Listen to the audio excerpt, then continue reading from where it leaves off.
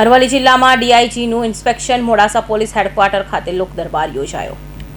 અરવલ્લી જિલ્લામાં કાયદોની વ્યવસ્થાની સ્થિતિની સમીક્ષા માટે ડીઆઈજી વિરેન્દ્રસિંહ યાદવ દ્વારા ઇન્સ્પેક્શન યોજાયું હતું। આ દરમિયાન મોડાસા પોલીસ હેડક્વાર્ટર ખાતે લોકદરબારનું આયોજન કરવામાં આવ્યું, જેમાં શહેર તથા જિલ્લાના નાગરિકોએ પોતાના પ્રશ્નો અને રજૂઆતો રજૂ કરી હતી। લોકદરબારમાં ખાસ કરીને શહેરની ટ્રાફિક સમસ્યાઓ, પોલીસ ચોકીઓની વ્યવસ્થા અને જાહેર સુરક્ષાને લગતા મુદ્દાઓ અંગે ચર્ચા કરવામાં આવી। શહેરના આગેવાનો સાથે ડીઆઈજી વિરેન્દ્રસિંહ યાદવે સીધી ચર્ચા કરી અને નાગરિકોના પ્રશ્નોનું ઝડપી અને યોગ્ય નિરાકરણ લાવવા સંબંધિત અધિકારીઓને જરૂરી સૂચના આપી ઇન્સ્પેક્શનના ભાગરૂપે પોલીસે પરેડ ગ્રાઉન્ડ ખાતે આતંકવાદી હુમલાની સંભાવનાઓ સામે પોલીસની તૈયારી ચકાસવા માટે મોક ડ્રીલનું આયોજન કરવામાં આવ્યું।